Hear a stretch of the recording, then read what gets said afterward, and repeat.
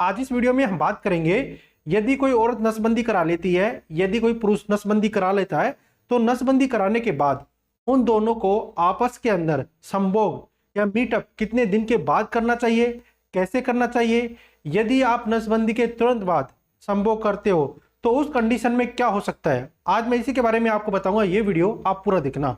ये सवाल आज के टाइम में एक सबसे ज्यादा कॉमन बात है। यदि कोई औरत नसबंदी या कोई मर्द नसबंदी कराता है तो सबसे पहले यूट्यूब पर या ऐसे डॉक्टर से सवाल पूछता है कि मैं अपने वाइफ से या हस्बैंड से कितने दिन के बाद मैं मीटअप कर सकती हूँ। तो ये वीडियो आप स्टार्टिंग से आखिर तक जरूर देखना। सबसे पहले हम बात करेंगे, यदि कोई औरत नसबंदी कराती है तो नसबंदी कराने में जो उस औरत की जो फैलोपियन ट्यूब होती है या जो मेल होता है जिसका जो जहां से स्पर्म बनता है, तो उस ट्यूब को ब्लॉक किया जाता है।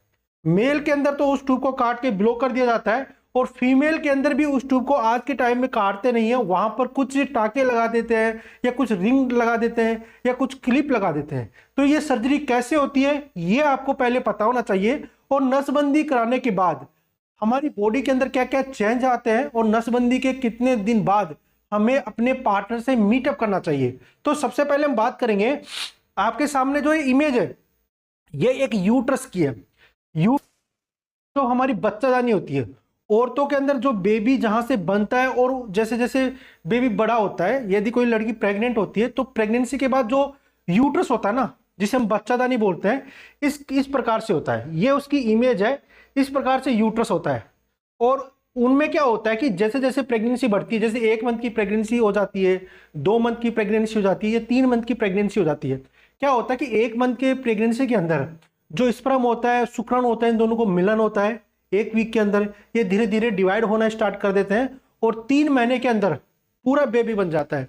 3 महीने के अंदर जब हम अल्ट्रासाउंड कराते हैं तो बेबी का लिंग भी दे सकते हैं, लड़की है लड़का है, बच्चा कैसा है, कोई बीमारी तो नहीं है बच्चे के अंदर, कोई सिंड्रोम तो नहीं है, बच्चे की बोन हाथ पांव तो बने, सब कुछ हम यूएसजी के आधार पर बच्चे को देख सकते हैं और पता लगाते हैं कि बेबी की कंडीशन कैसी है। तो 3 मंथ के अंदर हम सब कुछ पता लगा देते हैं। उसके बाद जो यूट्रस होता है ना, बच्चादानी होती है, ये धीरे धीरे बड़ा होना।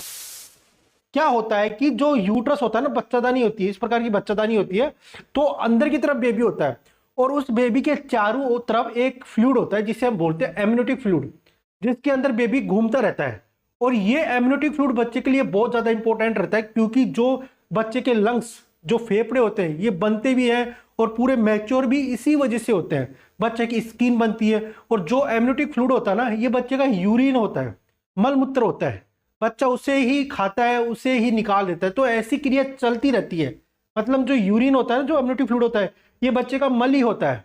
और बच्चे की जो नाभि होती है, प्लेसेंटा होती है, ये मदर के जो यूट्रस होती है उससे कनेक्ट होती है, जिससे कि बच्चों को न्यूट्रिशन मिलते रहे। तो हम बात करेंगे, यदि किसी औरत की फैमिली कंप्लीट हो जाती है या किसी मर्द की फैमिली कंप्लीट हो जाती है तो वे नसबंदी कराता है। अब नसबंदी कराने से पहले भी आज के टाइम में खूब ऐसी दवाइयां हैं, जैसे आप कॉपर टी लगा सकते हो, 10 साल की भी आती है, 5 साल इंजेक्शन भी लगा सकते हो प्रेगनेंसी बचने के लिए। जैसे अंतरा हो गए इंजेक्शन आता है, ये आपको मेडिकल स्टोर पर हॉस्पिटल के अंदर फ्री मिल जाएगा। उसके साथ आप टैबलेट भी ले सकते हो, अनवांटेड कुछ टैबलेट आती है वे भी ले सकते हो 72 घंटे की। तो ये एक शॉर्ट टाइम के लिए होता है। यदि आप चाहते हो कि मैं पूरी जिंदगी भर कभी भी प्रेग्नेंट ना हूं, और जो नसबंदी कराने का जो एक बार डिसीजन ले लिया, और आप कैसे कराते हो, जैसे आपको इमेज के अंदर दिखाई दे रहा है, ये यूट्रस है, ये यूट्रस की यहाँ पे यूट्रस है और ये हमारी एब्डोमिनल कैविटी होती है, सॉरी ये एब्डोमिनल कैविटी है और ये हमारा यूट्रस है। अब क्या होता है कि डॉक्टर लेप्रोस्कोपी एक ऐसी प्रक्रिया होती है, ऐसी एक यंत्र होता है जिसे हम हमारे एब्डोमिनल कैविटी होती है, जो पेट होता है, वहां से कुछ सेंटीमीटर का कट लगा के और अंदर की तरफ जो स्किन होती है, मसल्स होती है, उसके काटते हुए ये उस फैलोपियन ट्यूब को पकड़ लेता है। एक तो यंत्र आता है कि उस फैलोपियन ट्यूब को पकड़ता है और दूसरा वहां पर टाके लगा आता है, उसे डालता है। दो जो फैलोपियन ट्यूब होती है ना, उसे डॉक्टर इस प्रकार से बांध देता है।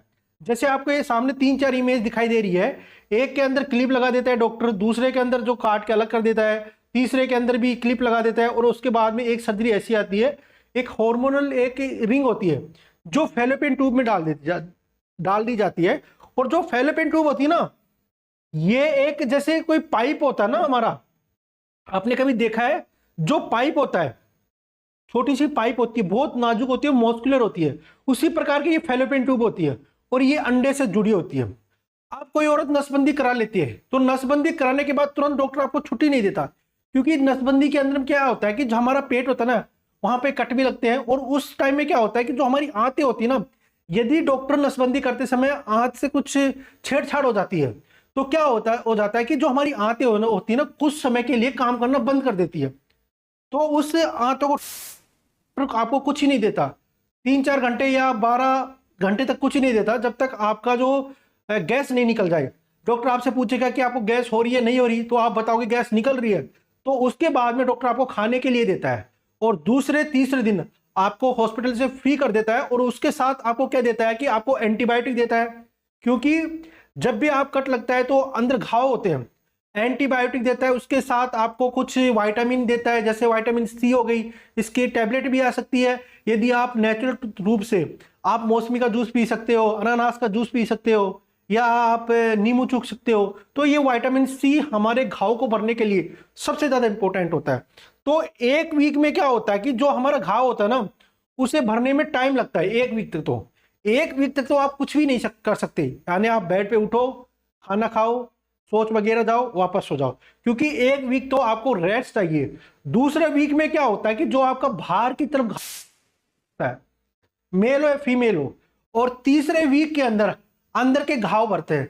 तो आप अपनी पत्नी से यदि संबंध बनाते हो, मीटअप करते हो, तो आपको 4 वीक तक तो यानी 1 मंथ तक तो उसको बिल्कुल भी टच मत करना, क्योंकि यदि आप उससे संबंध बनाओगे और संबंध बनाते समय यदि वे टाके अंदर की तरफ लग रहे थे और वो रिंग लग रही थी जो फैलोपियन ट्यूब को बांध देती है, वो खुल जाएगी और जो ऑपरेशन है ये फेल हो जाएगा और लड़की वापस से प्रेग्नेंट हो जाएगी। और कुछ कंडीशन ऐसी होती है अंदर की तरफ घाव भरना भी स्टार्ट हो जाता है, तो इन्फेक्शन हो जाएगा। इन्फेक्शन होने के बाद ये हमारे पूरे पेट के अंदर, हमारे यूट्रस के अंदर, लड़कियों के यूट्रस के अंदर फैल जाएगा और वहां पर इन्फेक्शन हो जाएगा। यदि हम उसे टाइम से नहीं दिखाएंगे तो उसकी जान भी जा सकती है, क्योंकि इन्फेक्शन एक बार फैलने के बाद रुकता नहीं, ये बॉडी में फैलता जाता है। यदि ये वीडियो आपको अच्छा लगा, वीडियो को लाइक कर देना, मेरे चैनल को सब्सक्राइब कर देना। वीडियो देखने के लिए थैंक यू सो मच।